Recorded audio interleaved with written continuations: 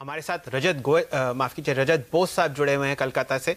बोस साहब, आपका स्वागत है। 500 पॉइंट की रैली बैंक निफ्टी में, आपके क्या विचार हैं? मेरा विचार यह है कि अभी आपने 30,000 के ऊपर जाने की तैयारी है। मेरा अगर आज के दिन सुबह मैंने यही सोच रहा था कि अगर कोई कारण से 29,450 के ऊपर चला जाए तो 29,650 तक प्रदीप जी से बात किया था। बट अभी जब 900 के आसपास है तो 30,100 का एक टारगेट है, वो कल सुबह तक हासिल हो जाना चाहिए। हो सकता है कि आधा घंटा में भी हो जाए, इसमें भी कोई बड़ी बात नहीं है, क्योंकि HDFC बैंक और ICICI बैंक, ये दोनों, HDFC बैंक मेरा जो नज़र पे है, HDFC बैंक ऊपर में 2330, 2334 ये स्पॉट लेवल बता रहा हूँ, और ICICI बैंक 405 का स्पॉट लेवल, ये दोनों मेरा टारगेट है। तो वो लेवल पे पहुंच जाए तो 30,100 के आसपास चला जाएगा, और ऐसा भी निफ्टी भी 11,500 पार कर लेगा, ऐसे ही समझ में आ रहा है। बट ये दिग्गजों को छोड़ के बाकी जगह पे भी अच्छी बाइंग हो रहा है। ऐसे ही एक आपका वो 3 तो बच गया है अभी, ट्रेड एट 3 जो आपने पूछते हैं वो मैं ही बता देता हूँ।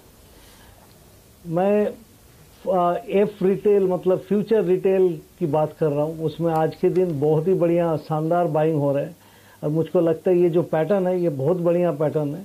इसमें काफ़ी दूर तक मूवमेंट होने की गुंजाइश है। मेरा टारगेट, पहला टारगेट जो है 467 से लेकर 472 का रेंज है। उसके बाद में 482 का टारगेट रखा हूँ मैं, और इनका 449 की नीचे स्टॉप लॉस लगा के खरीदारी का सलाह दे रहा हूँ। इसका पैटर्न देखिए, ये एक्चुअली 482 में रुक जाएगा ऐसा बात नहीं है, ये और भी ऊपर जा सकता है, और एकदम निवेश के लिए बहुत ही अच्छे काउंटर बन सकते हैं आने वाले दिनों में। तो यह ट्रेड एट 3 फ्यूचर रिटेल 467, 472 और फिर इसके भी ऊपर के लेवल आपको दिखाई देंगे। इसका चार्ट जरा एक बार स्क्रीन पर लाइए। और सर्वेंद्र, आपने देख लिया होगा फ्यूचर रिटेल का चार्ट, आपके टारगेट क्या है? नहीं, मैं तो रद्दा के साथ जाऊंगा टारगेट्स के केस में। आई थिंक इसके लॉन्गर टर्म जो एवरेजेस हैं वो तकरीबन 480 के आसपास हैं, और जिस तरह का अब इसमें मोमेंटम आया है आई थिंक, और वॉल्यूम्स भी इसमें अच्छे हुए हैं लास्ट कुछ चंद दिनों में, तो मेरे हिसाब से भी आई थिंक 470 480 की रेंज ये रिटेस्ट करेगा, ऐसा तो लग रहा है। और स्टॉप लॉसेस आई थिंक वही रहेंगे, आई थिंक 448 के नीचे।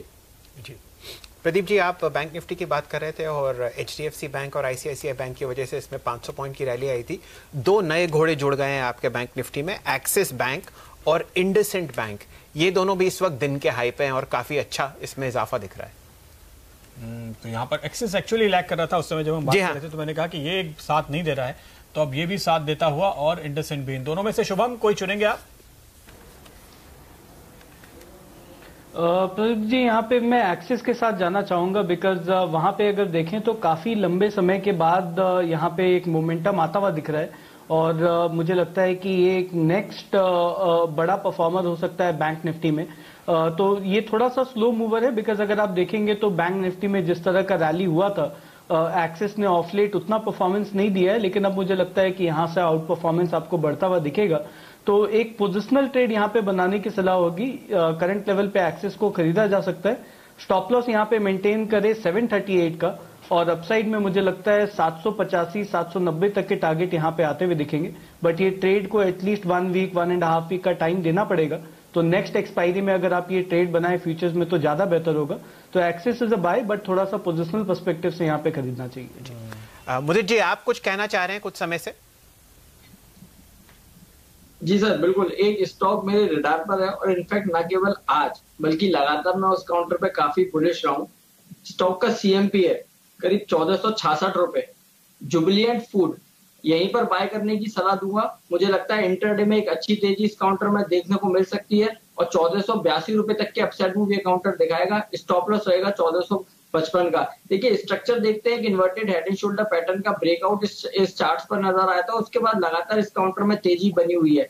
आज के सेशन में भी लगातार ये काउंटर ऊपर की तरफ जा रहा है। मुझे लगता है जुबिलिएंट फूड यहीं पर बाय कर लेना चाहिए 1482 के टारगेट के लिए। स्टॉप लॉस रहेगा 1455 का। और आज इसके प्रमोटर्स ने कुछ प्लेज शेयर छुड़ाए हैं, तो एक अच्छी खबर इनका साथ देती हुई नजर आ रही है। कल एक अच्छी खबर आई थी कि बांग्लादेश में बड़ी कामयाबी मिली है, तो एक के बाद एक खबरें हैं जो मदद कर रही है जुबिलेंट फूड की, और ये तेजी पकड़ता हुआ। लेकिन मैं काफी देर से रिलायंस पर आने की कोशिश कर रहा हूं, अब वो आपके सामने लेकर आते हैं। HDFC बैंक ने जो काम निफ्टी बैंक के लिए किया है वही रिलायंस ने किया है निफ्टी के लिए। सुबह ही यहाँ पे काफी मजबूती दिखी थी, सुबह हमने पहला सौदा में इसकी चर्चा भी की थी और एक तेजी का कॉल आया था। इस समय देखिए दिन के हाईज पर अब ये ट्रेड करता हुआ नजर आ रहा है। इस समय RIL 1366 1367 की तरफ बढ़ता हुआ। रजत, क्या टारगेट होंगे इसके लिए? 1330 के नीचे स्टॉप लगाइए और पोजिशनल ट्रेड ले लीजिए। 1410 का टारगेट बनता है, तो ये बुलिश टारगेट देते हुए ये डिस्क्लोजर भी मेरी तरफ से देना चाहिए कि मैं ये कंपनी का शेयर अपना पोर्टफोलियो में होल्ड करता हूँ। लॉन्ग टर्म इन्वेस्टमेंट पोर्टफोलियो में है ये। ओके, तो रिलायंस पर ये एक डिस्क्लोजर और हमारा भी डिस्क्लोजर कि आप ये जो चैनल देख रहे हैं CNBC आवाज, ये TV 18 और नेटवर्क 18 इन कंपनियों का चैनल है और इनकी ओनरशिप और मैनेजमेंट रिलायंस के हाथ में है। लेकिन रिलायंस पे शुभम किस तरह की पोजीशंस आप बनते हुए देख रहे हैं? एक्सपायरी के लिहाज से क्या अहम लेवल होंगे रिलायंस के?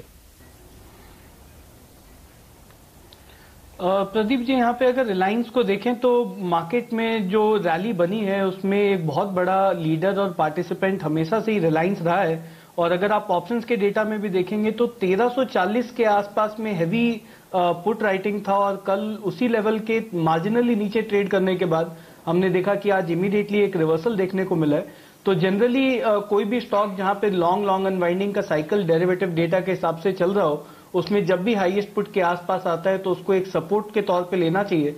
और यहाँ पे जो ट्रेंड है वो काफी पॉजिटिव बना हुआ है, तो मुझे लगता है किसी भी लेवल पे आप रिलायंस खरीदेंगे तो आप वहां पे कोई गलत ट्रेड आपका नहीं होगा।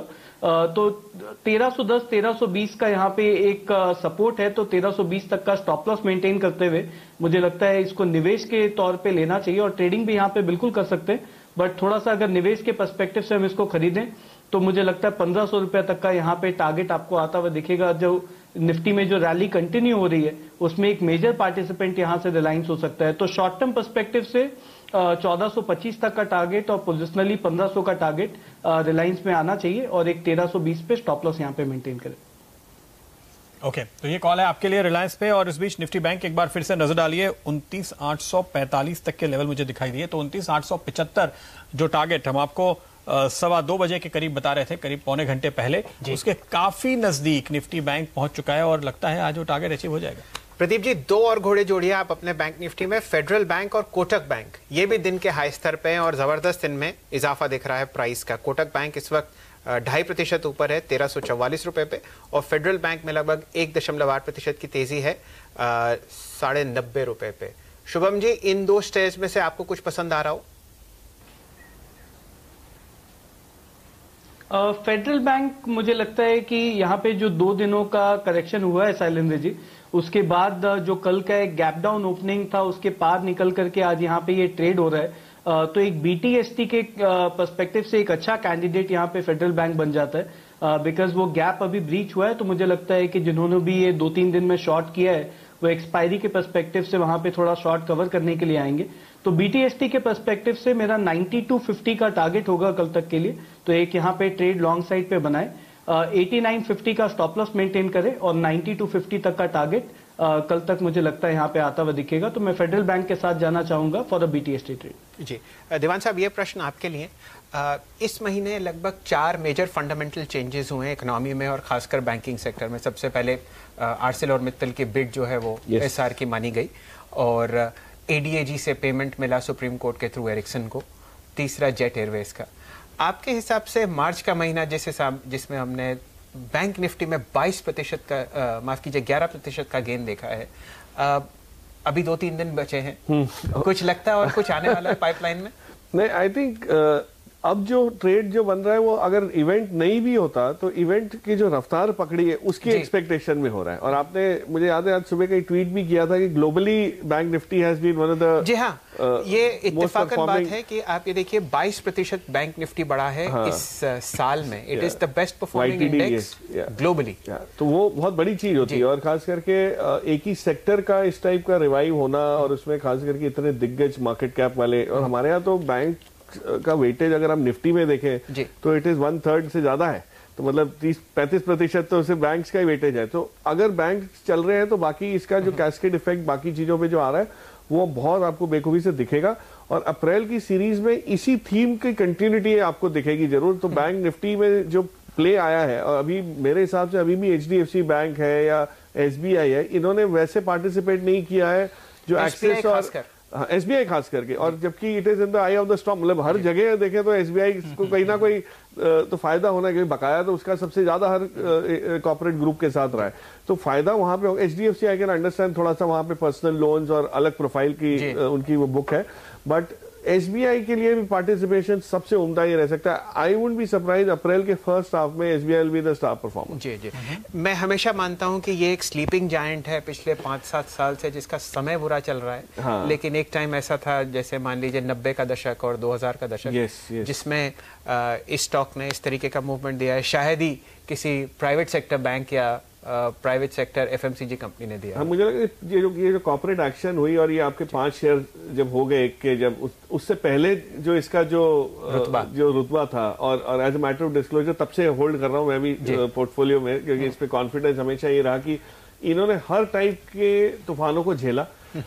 सब्सिडरी कंपनीज अब्सॉर्ब हुई सबसे पहले, long before BOB, Vijaya bank और इन सब के मर्जर की बातें हुई, तो इन्होंने उसको किया, उसको अच्छी तरह डाइजेस्ट किया, और इन्होंने अपनी बुक्स का जो इन्होंने मुहिम शुरू की थी सबसे पहले की थी इन्होंने, बैंक ऑफ बड़ौदा ने पहल की थी पीएसयूज में, और एक बहुत बड़ा काम इन्होंने अंडरटेक किया है। तो आई थिंक देखें अगर इसको, तो जो लोगों को समझ आना शुरू होगा जब, तो इसकी री रेटिंग अच्छी खासी लंबी चलेगी। ये कोई 1-2 दिन 4 दिन की री रेटिंग वाला काम नहीं है, ये री रेटिंग अच्छी खासी हो सकती है, और प्राइस टू बुक मल्टीपल अभी भी देखें तो it is not at all expensive given the size.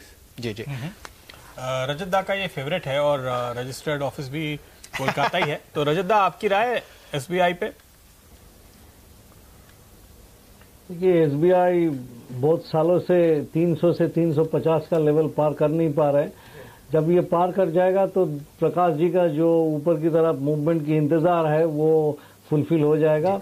350 पार करने के बाद में इसमें मोमेंटम भी काफी जबरदस्त होने की गुंजाइश है, बट फिलहाल ये जो लेवल पे है 308 क्रॉस करने से 325 की आंकड़ा आपको देखने को मिल सकता है।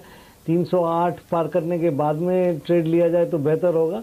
उस टाइम में आप 300 के नीचे स्टॉप लगाइए 325 की उम्मीद करके, बट आज के दिन का मूवमेंट बहुत ही सकारात्मक है। जी दीवान साहब, ये आपको जान के खुशी होगी, वैसे तो आप मुझसे बेहतर ट्रैक करते हैं ये सब, लेकिन जो पहले 4 मेजर होल्डर्स हैं म्यूचुअल फंड्स में, उन्होंने पिछले क्वार्टर में इसमें अपना स्टेक बढ़ाया है। मैं आपको नाम पढ़ के बता देता हूं। प्रदीप जी के मित्र HDFC mutual fund, Reliance mutual fund, SBI mutual fund खुद ने स्टेक बढ़ाया है, और आदित्य बिरला म्यूचुअल फंड, इन चारों फंड्स ने पिछले क्वार्टर में सितंबर क्वार्टर के मुकाबले अपना स्टेक बढ़ाया। इनफैक्ट प्रशांत जैन साहब से कल जो हमारी बात हुई थी, तो उसमें उनसे जब मैंने पूछा कि अब आप कहां निवेश करेंगे, तो उन्होंने एक ही केवल सेक्टर सुझाया, वो था कॉर्पोरेट फोकस बैंक्स, सरकारी भी और प्राइवेट भी।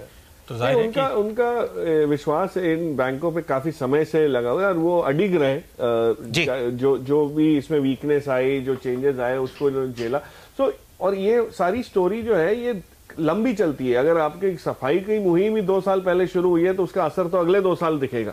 तो कॉज एंड इफेक्ट को भी अगर आप रिस्पेक्ट करें तो वो ऐसा तो है नहीं कि जिस दिन से काम शुरू हुआ उस दिन से इंप्रूवमेंट दिखेगा। तो ये सेक्युलर ट्रेंड आपको जो रजत दा भी कह रहे हैं वो दिखेगा अच्छा खासा बढ़ते हैं। और इनकी तो अभी आप लाइफ इंश्योरेंस देखिए, एसेट मैनेजमेंट बिजनेसेस देखिए, हर टाइप के बिजनेसेस हैं जो, तो सम ऑफ पार्ट्स भी जब लोगों को समझ आने लगेगी कि भाई इसमें वैल्यूएशन कहां से आ रहा है, तो वो बस ये है कि कोई एक्सीडेंट ना हो जाए, जेट टाइप जो चीजें हो रही हैं वो सब अच्छी तरह सुलझ जाए, संभल जाए, और आगे चल के ग्रोथ की तरफ ये लोग कायम हो सके। जी मुदित जी, आप हमसे जुड़े हुए हैं, आपका कोई व्यू बाजार में? आखिरी 10 मिनट बचे हुए हैं और ये एक्सपायरी का भी वीक है, कोई अच्छा स्टॉक पिक आपके नजर में आ रहा हो? देखिए, अच्छा स्टॉक पिक ऑलरेडी मैं रिकमेंड कर दिया, जुबिलेंट फूड, और मुझे लगता है इस काउंटर में इंट्राडे में 1482 तक के अपसाइड नजर आएंगे। जहां तक आपने निफ्टी की बात करी, मार्केट के व्यू की बात करी, मुझे लगता है 11,550 11,600 तक के आसपास निफ्टी में एक्सपायरी हो सकती है, क्योंकि जिस तरह के आज रिकवरी मार्केट्स में देखने को मिली है उस लिहाज से तो यही लगता है कि अभी मार्केट में तेजी बरकरार रहेगी, और 1 से 2 दिन के अंदर 11,550 और 11,600 तक के अपसाइड निफ्टी में नजर आएंगे। ओके, शुक्रिया मुदित आपका। प्रकाश, कुछ छोटे स्टॉक्स पर जहां नजर बनी हुई है, राइट्स का शेयर आपकी स्क्रीन पे आना चाहिए। अभी कुछ हाल आया, फिर थोड़ी प्रॉफिट बुकिंग आ रही है। ये जो रेल विकास निगम का इशू आने वाला है ऑफर फॉर सेल सरकार की ओर से, और इसका प्राइस आ गया है 17 से 19 रुपए की रेंज है, और 29 तारीख को आईपीओ खुलेगा इसी हफ्ते शुक्रवार को। तो इसके पहले ये जो लिस्टेड कंपनीज है, राइट्स है या इरकॉन है, उनमें भी लोग ट्रेड करने की कोशिश कर रहे हैं। क्या व्यू है आपका? आपने नजर डाली है इस इशू पे और इन लिस्टेड कंपनीज पे मौका देखते हैं? डिटेल्स तो आज शाम को प्रेस कॉन्फ्रेंस जो ब्रोकर्स मीट रखी है तो थोड़ी और खुल के पता चलेंगी। लेकिन ये सारी जो स्पेस है, इसमें राइट्स हो गया, इरकॉन हो गया, ये देखिए पोटेंशियली मुझे याद है एक बार मैं राइट्स के इनके जो एमडी साहब है उनके सुन रहा था, इनकी ऑर्डर बुक पे जो इनको मार्जिन्स मिलते हैं, बेटा मार्जिन्स, वो करीब आपके 28 से 32% की रेंज में, डिपेंडिंग ऑन कौन कौन से प्रोजेक्ट एग्जीक्यूट करते हैं। विजिबिलिटी देखिए, इनको कंपटीशन किससे है तो कोई चीज नहीं है, ये जो काम अगर लेते हैं तो यही कंप्लीट करेंगे। तो जो एनबीसीसी ने एक शुरुआत में जो जिस टाइप की ग्रोथ हासिल की थी, मुझे लगता है राइट्स और इरकॉन दोनों में कहीं ना कहीं ऑफकोर्स थोड़ा सा डिफरेंस इनमें रहता है इनके प्रोजेक्ट्स में, बट ये आपको कर पाएंगे। राइट्स ने डिविडेंड देखिए तो 9.5 रुपए ऑलरेडी अभी तक डिविडेंड दे चुके हैं, तो जिसने लॉन्ग टर्म के लिए लेना है आईपीओ के बाद उसके लिए भी फायदे रूप रहा, और जिसको कैपिटल गेन्स की अप्रिसिएशन के लिहाज से लेना है वो भी। और जो री रेटिंग पीएसयूज की शुरुआत हुई है, अभी तो ये सिर्फ शुरुआत हुई है, आप एनएमडीसी देखिए, आप एनटीपीसी देखिए, जो दिग्गज प्लेयर्स हैं जिन्होंने अभी तक मायूस किया लोगों को, बहुत लंबे समय तक वेट कराया, वो टेस्ट की पेशेंस, वो चीज अब आपको दिख रही है कि पीएसयूज की तरफ झुकाव बढ़ रहा है, क्योंकि कोई भी नई सरकार आती है तो सबसे ज्यादा वैल्यू इसमें क्रिएट होगी, क्योंकि आगे 5 साल की आपको विजिबिलिटी, चाहे कोई भी सरकार आए और किस फॉर्म में आए, लेकिन इनको 5 साल के लिए बिजनेस और रेवेन्यू जो है वो बहुत अच्छा दिख सकता है। वैसे ये वाली एक्सपायरी सिर्फ पीएसयू स्टॉक्स की ही मानी जाएगी, खासकर बैंकिंग, कोई से भी आप शेयर उठा लीजिए, 20% तो मिनिमम गेन है। हाँ, मतलब गजब का आपको मूव दिखा है, तो उसको रिजॉइस करना है, और वो मुझे लग रहा है कहीं ना कहीं फर्स्ट हाफ अप्रैल में कंटिन्यू भी हो सकता है। चलिए, बात पीएसयूज की हो रही है, और ऐसा कैसा हो सकता है कि हम बीएचईएल की बात ना करें सर्वेंद्र जी से। 2.5% ऊपर सर्वेंद्र जी एफएनओ में। हर तरीके का जो इसमें आप इंडिकेटर देखते हैं, वॉल्यूम का और ओपन इंटरेस्ट का, वो बड़ा जबरदस्त चल रहा है। बताइए क्या लग रहा है आपको? देखिए, बेस आउट तो हो रहा है बहुत स्लो, एक जिसको बोलेंगे कि इसने ग्रेजुअल लास्ट 7-8 महीनों में धीमे धीमे बेस आउट तो हुआ है। और अगर आप देखें तो स्टॉक अगर पिछले पैनिक में अगर आप देखें तो गया था तकरीबन आपका 60 रुपए के आसपास, और उसी एरिया में दोबारा इस बार आके जो जहां पे 16 में बेस आउट हुआ था वहीं पे 17-18 में बेस आउट हुआ, उसी के आसपास। तो इसको थोड़ा सा बात यही है कि इसको थोड़ा सा लंबी नजरिए से देखना पड़ेगा, लंबी अवधि से, और इसको आपको ट्रेडिंग के नजरिए से नहीं देखना है, डिलीवरी लेके बैठना है। तो मेरा मानना यह है अगर आप 1 से 3 महीने के लिए इसकी डिलीवरी लेके बैठते हैं तो 88 से 90 तक के स्तर इसके लिए ऊपर में आएंगे। सो आपको तकरीबन यहाँ से 20 पॉइंट कमाने के लिए हैं, और आपका स्टॉप लॉस रहेगा 60 के नीचे, और इसमें आप डिलीवरी लेके चलेंगे।